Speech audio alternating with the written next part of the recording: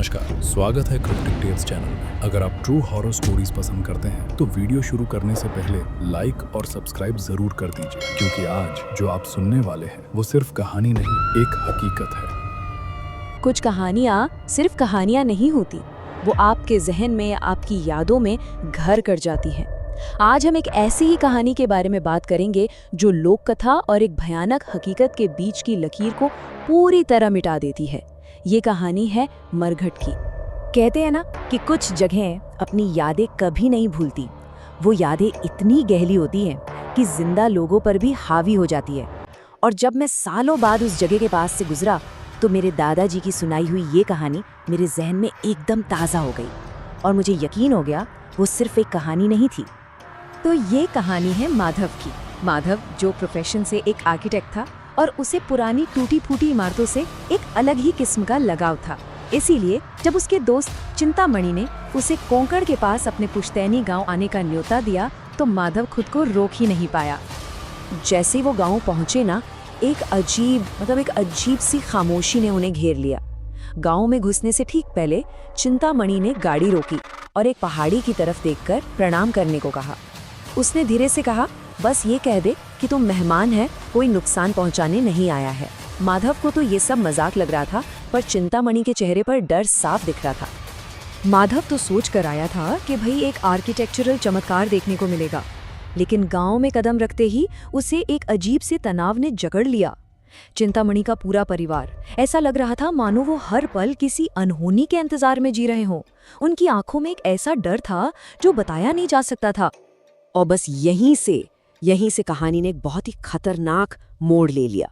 गांव घूमते घूमते माधव की नजर उस भूता हवेली पर पड़ी और उसने एक ऐसा फैसला कर लिया जिसने सब कुछ हमेशा के लिए बदल दिया। माधव तो उस हवेली को देखकर जैसे खो ही गया। सोचिए, एक पहाड़ी पर खड़ी, विशाल और डरावनी।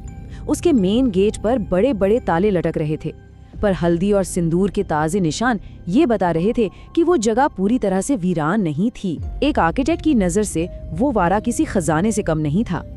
चिंतामणि तो बेचारा गिड़गिड़ाता रहा कि चलो यहाँ से, यहाँ खड़ा होना भी मना है। लेकिन माधव तो उसकी चेतावनियों पर हंस रहा था और उसका यही मजाक उसकी जिंदगी की सबसे बड़ी गलती बनने वाला था। और फिर मजाक ही मजाक में माधव ने वो कर दिया जिसकी सख्त मनाही थी। उसने दरवाजे पर लटक रही लोहे की जंजीर को 3 बार खटखटाया।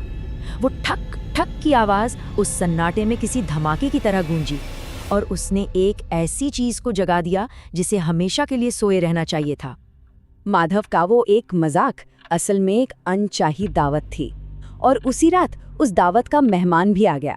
उसकी दस्तक का जवाब मिला, पर ऐसे तरीके से जिसकी उसने सपने में भी कल्पना नहीं की थी। रात के करीब 12 बज रहे होंगे और दरवाजे पर दस्तक हुई। माधव ने दरवाजा खोला तो बाहर कोई भी नहीं था, लेकिन जब उसकी नजर नीचे जमीन पर पड़ी तो उसके होश उड़ गए। कीचड़ से सने पैरों के निशान दरवाजे से शुरू होकर बंद कमरे के अंदर ठीक उसके बिस्तर के पास आकर खत्म हो गए थे और फिर उसके चेहरे पर खून की एक बूंद गिरी। जब चिंतामणि की आंख खुली और उसने वो निशान देखे तो उसका चेहरा एकदम सफेद पड़ गया। उसकी आंखों में खौफ था। उसने कांपती हुई आवाज में कहा कि माधव ने एक बहुत पुराना नियम तोड़ दिया है और किसी भयानक चीज को अंदर बुला लिया है। वो हवेली कोई मामूली घर नहीं थी। चिंतामणि के पिता ने कांपते हुए उस जगह का असली खौफनाक नाम बताया, मरघट। वो उनके पुरखों की इंसाफ करने की जगह थी, एक कत्ल खाना जहां मुजरिमों के सिर काट कर एक कुएं में फेंक दिए जाते थे।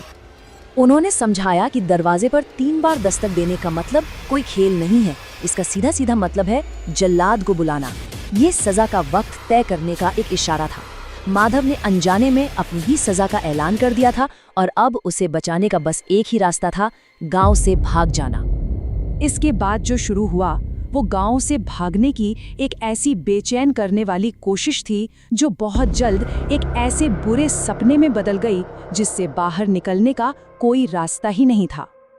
आधी रात का वक्त वो कार से निकले। उन्हें लगा कि वो उस पुल की तरफ बढ़ रहे हैं जो गांव से बाहर जाता है, लेकिन 15-20 मिनट गाड़ी चलाने के बाद भी पुल नहीं आया। हर सीधा रास्ता उन्हें घुमाकर वापस उसी मरघट के सामने लाकर खड़ा कर देता था। वो एक ऐसे जाल में फंस चुके थे जो दिखाई नहीं दे रहा था।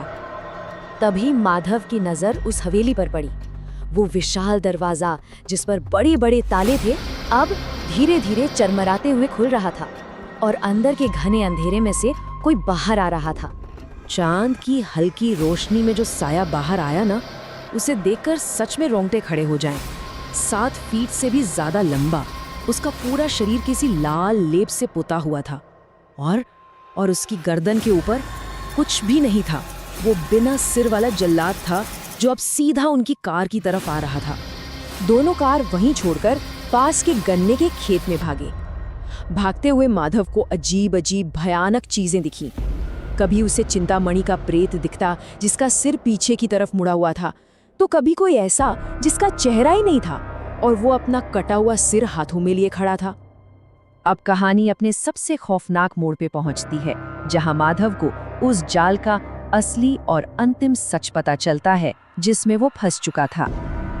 भागते भागते माधव ने खुद को अचानक मरघट के अंदर पाया और तभी हवेली के मेन गेट पर बाहर से किसी ने जोर से दस्तक दी और बाहर से उसी की आवाज आई जो उसने एक दिन पहले कही थी, देख कुछ नहीं हुआ, कोई भूत नहीं आया।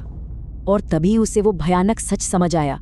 जब वो कल बाहर खड़ा होकर दरवाजा खटखटा रहा था तो वो किसी भूत को नहीं बुला रहा था, वो अंदर इंतजार कर रही अपनी ही मौत को, अपने आज के मैं को बुला रहा था।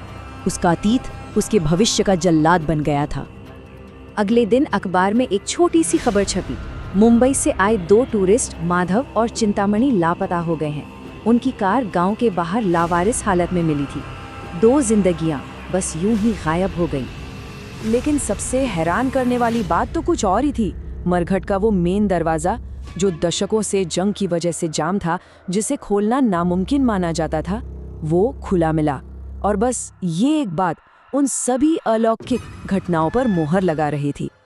गांव वाले कहते हैं कि अब हर अमावस्या की रात उस वाड़े के अंदर से 2 नई चीखें सुनाई देती हैं।